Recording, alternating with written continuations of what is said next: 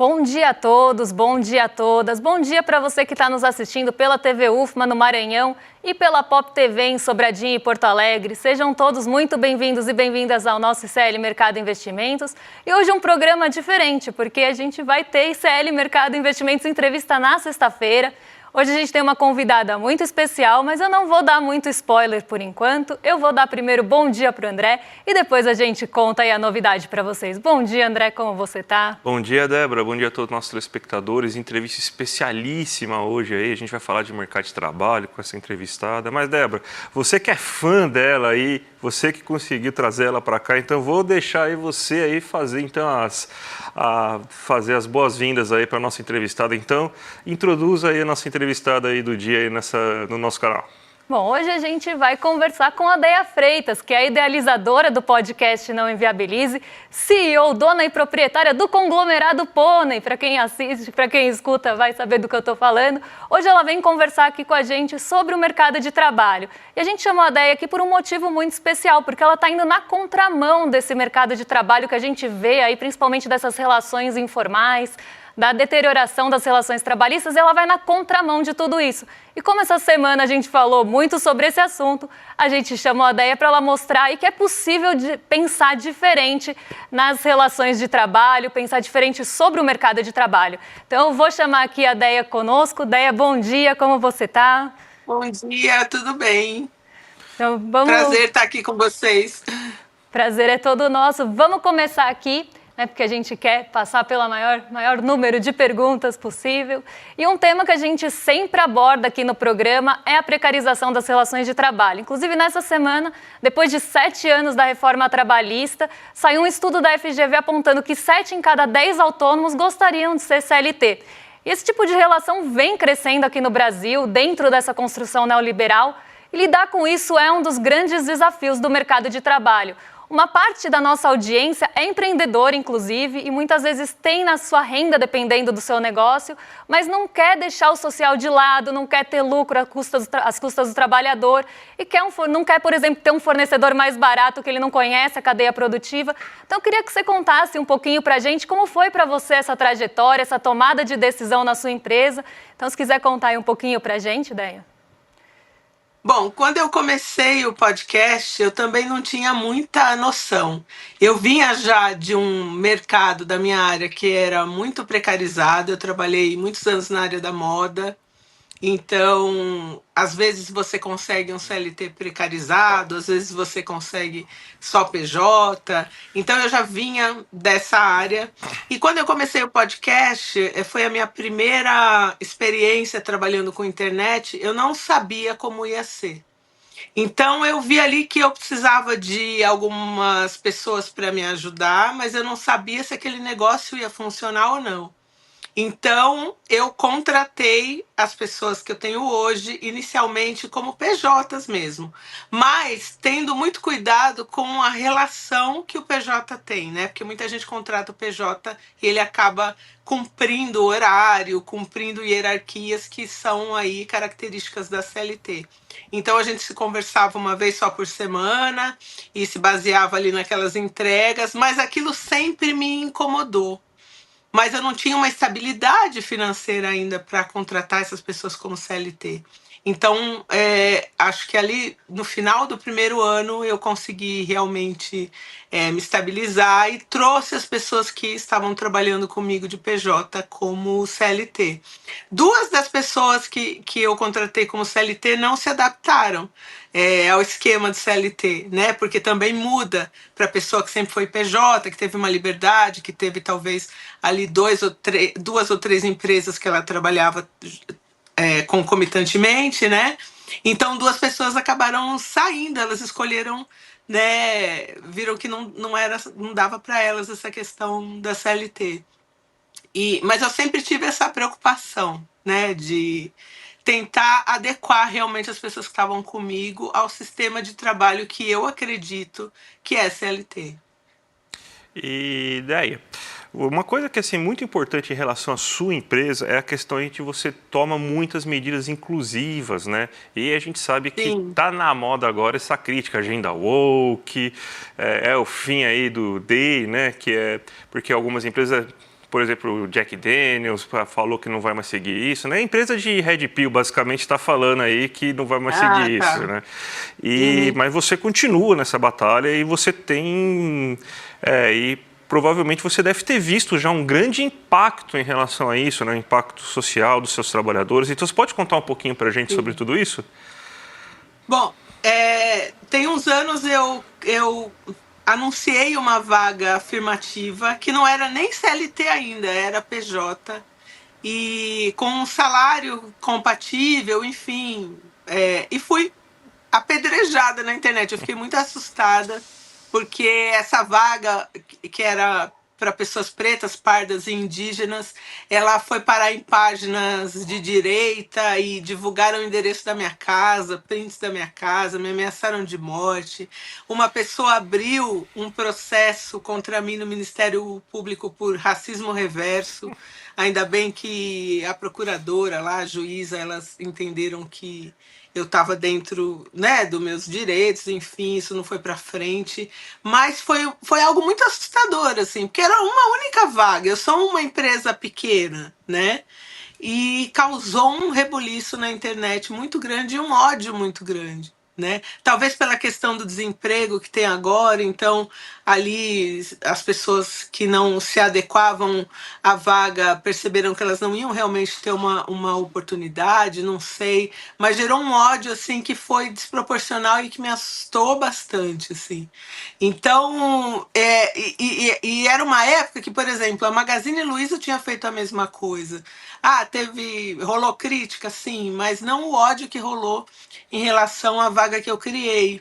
Então, eu acredito que as empresas que falam, como Jack Daniels aí, que não vou cumprir mais, eu não sei, talvez seja até para mídia, porque eu sei que em empresas maiores existem até leis que elas são obrigadas a adequar, né? A ter certo perfil de funcionário também, dependendo do número de funcionários que você tem. Então também não sei até que ponto isso também não é só para chamar atenção, né? Apesar do pensamento, enfim, dessas pessoas que lideram essas empresas, né? Até um ponto, né, eu acho que muito bem colocado, é que outras empresas mesmo colocam essas vagas afirmativas e não são criticadas dessa forma, né? E a gente vê também outros recortes que podem estar ligados a isso, e eu acho que isso vem muito em linha com a próxima pergunta. Porque você é uma mulher, né, uma mulher não branca, e só por isso, independente do que você faça, em meio a toda a estrutura da nossa sociedade que é machista, que é racista, as pessoas se sentem no direito de criticar, independente da medida que você toma. E você tem posicionamentos firmes, você se posiciona politicamente, você está lá nadando contra a maré. E quando você mostra que é possível conduzir os seus negócios com dignidade para o trabalhador, desafiando toda essa lógica do lucro pelo lucro, quanto você acha que tem também um peso no tipo de crítica que você recebe? E aí a gente pode pegar esse próprio exemplo, né, de quando você vai contra essas medidas, mesmo sendo mais custoso para você como empresária, como isso impacta na sua empresa. E aí a gente pode pegar esse exemplo mesmo do que aconteceu aí no caso da vaga afirmativa, que muita gente, inclusive, cancelou a assinatura que tinha com você. Isso te trouxe uma perda financeira. Então, como é equilibrar isso? Como é que é, assim, realmente lidar com essas medidas que podem, inclusive, custar caro para você, né? Como é que é isso no seu dia a dia, na sua empresa? Eu acho que não tem como eu falar de qualquer questão em relação a qualquer área da minha vida sem falar realmente da questão racial, de como o racismo atravessa, né, a vida de uma pessoa que não é branca. Então, por exemplo, todos os dias alguém escreve um questionamento do tipo: de onde vem o dinheiro dela? Será que não é um esquema de pirâmide? Já me acusaram de tráfico de drogas. Então, de onde vem isso, né? Quando isso não vem, por exemplo, para um influencer branco que compra um carro de R$1 milhão, ou que compra uma casa de R$10 milhões, ninguém pergunta para essas pessoas de onde veio o dinheiro delas, né? E no meu caso, sim. Inclusive, esses dias eu estava vendo uma entrevista do Mano Brown. Gente, o Mano Brown sabe? O cara que já está aí estabelecido em praticamente tudo que ele faz, né? É ouro. Que ele perde realmente a linha quando o caráter dele é questionado, e sempre é questionado. De onde vem o dinheiro? O que você faz? Está esquisito isso? Por que o nosso caráter sempre é questionado? E muita gente fala, Andréia, por que você rebate sempre, né? Porque eu acho que é uma questão que quando você não é branco, é uma coisa que realmente te pega. E tudo que você tem que fazer, até em relação à sua empresa, você tem que levar isso em consideração. Calcular esse impacto, né? Levando em conta a questão racial. Então, isso é uma coisa que não tem jeito, não tem para onde correr. No meu caso, no caso do Mano Brown, enfim, no caso de tantas pessoas que são pretas, pardas, indígenas aí, e que estão, de certa forma, movimentando algum dinheiro, enfim, né, que estão com uma posição um pouco melhor em relação a finanças. E uma coisa que fez bastante barulho aí nas redes sociais, quando você postou aí, foi o caso de quando você presenteou seus trabalhadores aí com uma casa para cada um, né? E tem muita gente que apontou isso de maneira bem jocosa, falando, olha isso, né? Como assim? Tá agradando o trabalhador, que pecado, né? Pô, tá indo contra o Deus do mercado, né? E daí já não pode. Otária, né? Otária. Otária, né? Mas mesmo assim aí você foi aí, de novo, senador contra a corrente em relação a isso, né? Então, eu quero que você fale um pouco dessa experiência aí, de tentar humanizar um pouco o seu trabalhador, nessa coisa que é tão diferente aí no capitalismo, né? Que geralmente o trabalhador é mão de obra e não passa disso aí, né? Então, eu queria que você falasse um pouco, comentasse um pouco sobre essa experiência. Então, eu acho que a palavra certa não seria nem presentear, né? Porque quando... se a gente falar de presente, então eu estou numa posição onde eu estou dando alguma coisa, que eu sou muito boa, eu sou muito... Enfim, eu acho que a questão se eu não tivesse essas pessoas trabalhando comigo, eu não teria o dinheiro que eu consegui ter. Então, esse dinheiro também é dessas pessoas. Então, eu não fiz nada mais do que devolver para essas pessoas o fruto do trabalho delas. Então, eu consegui juntar esse dinheiro por 3 anos, dava ali 230 mil para cada um. Eu não queria realmente entregar o dinheiro na mão das pessoas, mesmo porque eu acho muito importante que todo mundo tenha uma moradia própria, né? Eu acho que é uma das seguranças de quem é da classe trabalhadora. Então eu fiz essa proposta para eles, né? De pegar esse dinheiro e de que cada um investisse num apartamento. Então quem achou apartamento de 230 mil ou menos ficou com uma diferença, e quem achou um apartamento de 230 mil um pouquinho mais caro, absorveu essa diferença para si, né? Então, eu acho que eu não fiz nada mais do que devolver para o trabalhador o que é dele, né? Então, como diz o Lula lá, que ele foi no Podpah e perguntaram, Lula, o pobre tem direito a comer camarão? O Lula respondeu, quem que pesca o camarão? Né? É o pobre, então é o trabalhador, então é dele o camarão. E justamente esse tipo de posicionamento normalmente incomoda muito, né? Porque o trabalhador, por mais que ele produza ali e faça parte disso, o acesso do trabalhador a esse tipo de bem, a qualquer tipo de bem que seja fora do básico, já começa a ser criticado. Então parece que a ideia é manter o trabalhador ali realmente sempre dentro daquela, sempre só ali com acesso a itens básicos. Sim. Se começa, né, a ter um acesso para além da cesta básica, se começa a conquistar mais coisas, aí já começa a ter um questionamento. Né? E eu acho que isso acaba aparecendo muito, inclusive, nessas críticas que você recebe. Né? Não só do recorte da classe trabalhadora mesmo, tendo acesso a uma coisa que muita gente hoje não consegue ter por conta do sistema que a gente tem, mas por muito do que você falou do recorte racial, que uma coisa não tem mesmo como dividir né, sempre vai atravessar. Sempre vai estar permeado ali. E isso causa mesmo, né? Pra gente causa muita indignação ver ainda gente que pensa dessa forma no Brasil, mas a gente sabe que é um pensamento majoritário. Então é muito importante a gente discutir aqui com você todas essas questões, porque vem muito em linha com o que a gente sempre traz aqui no programa.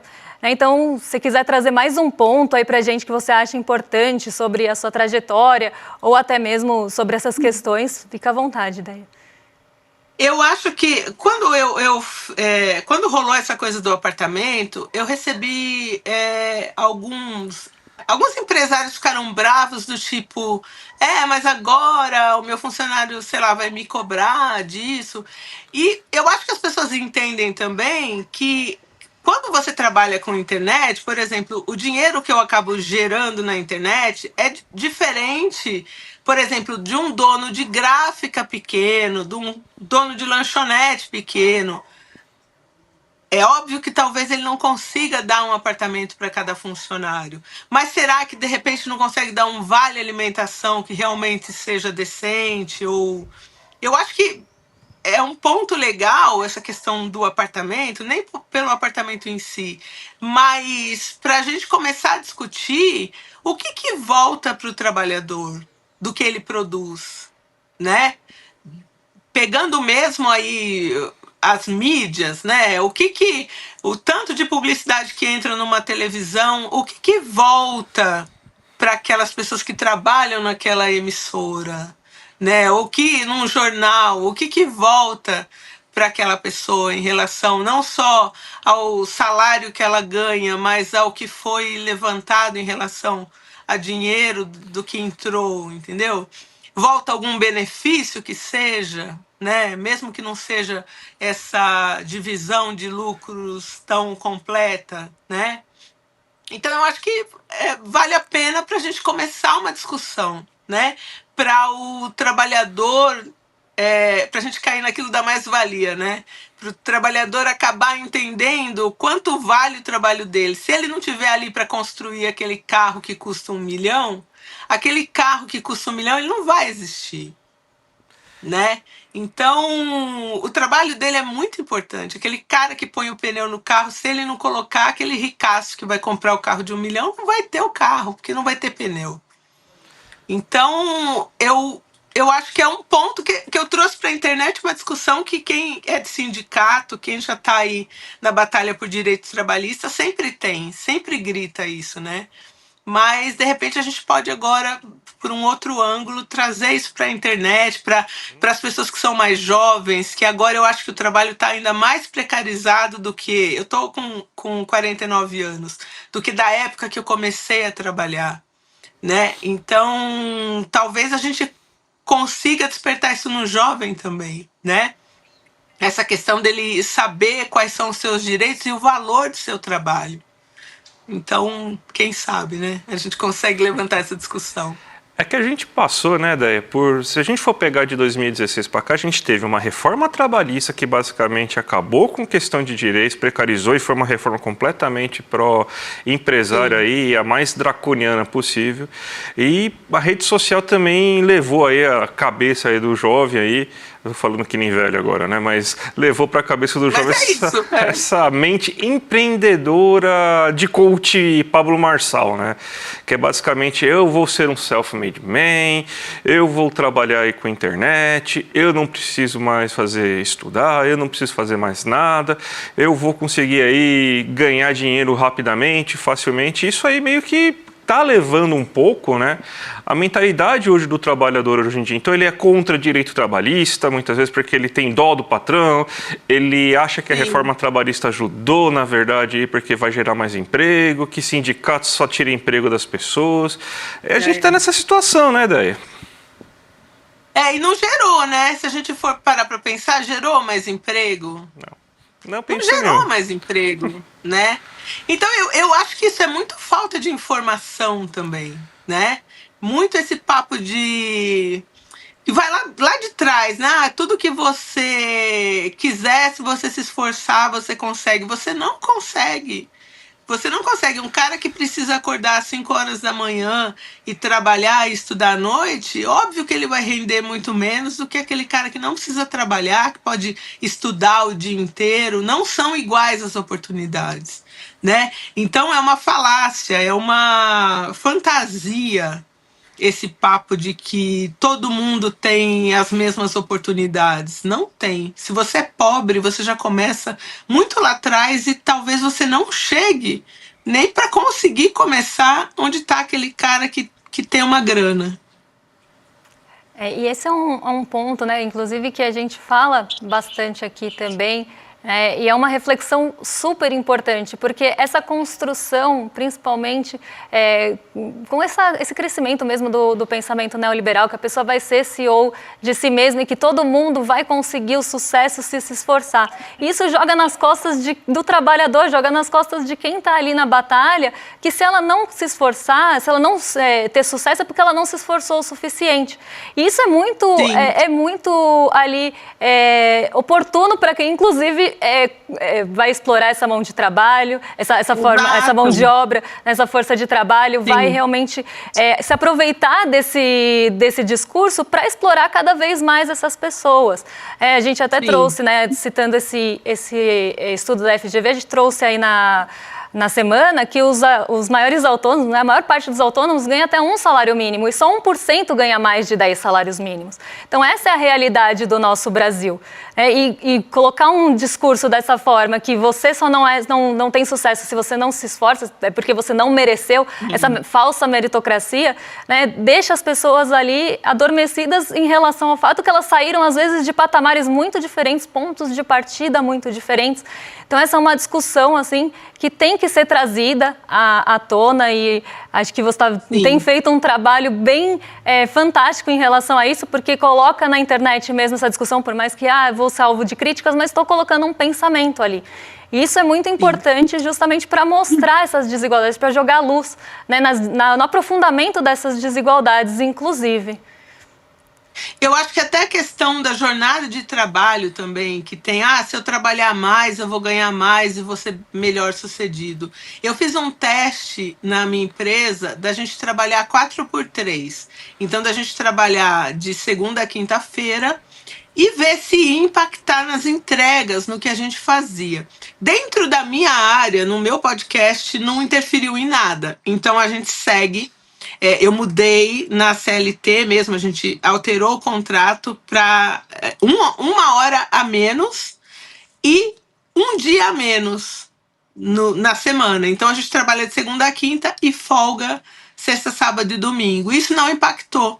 E isso também gerou uma discussão boa na internet sobre empresas que poderiam e não poderiam fazer isso. E a gente chegou à conclusão ali, né, debatendo no Twitter, que todas poderiam, porque se você faz uma jornada de 4x3, você acaba criando mais um turno e criando mais empregos, né?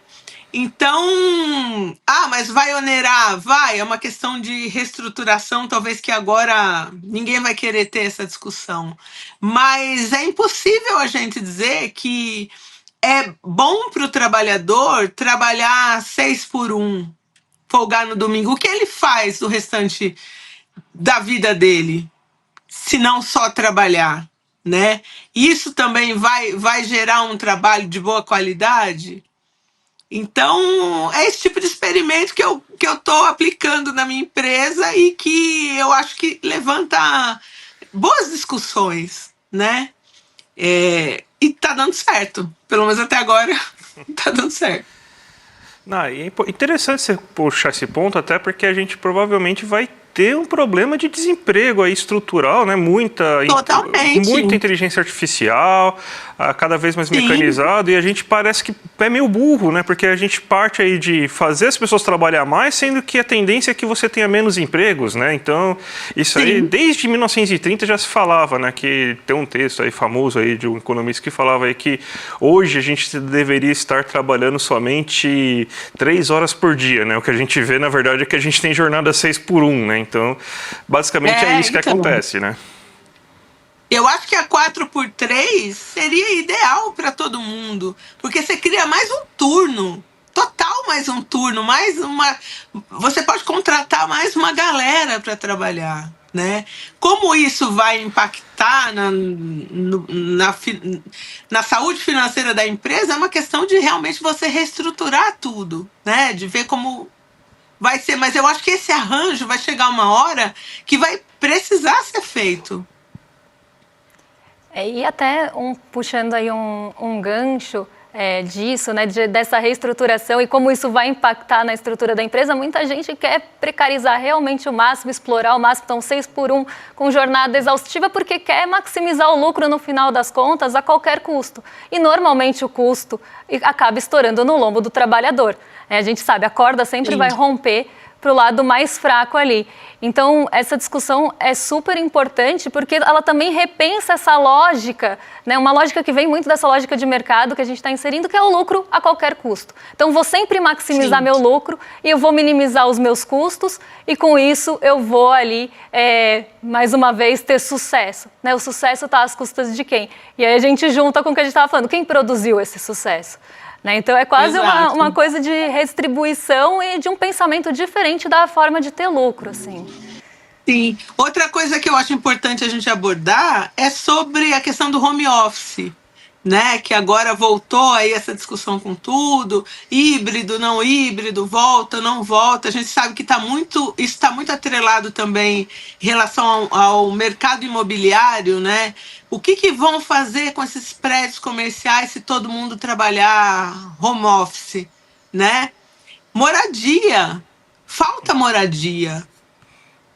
É muito possível você adaptar prédios comerciais para residenciais e vender essas residências ou fazer programas sociais. Essa não é a questão. Tem como aquecer esse mercado imobiliário, trazendo essa qualidade de vida também para a pessoa que trabalha no escritório, dela poder fugir de 2 horas no trânsito, 3 horas no trânsito. Ah, mas em casa a pessoa não rende tanto.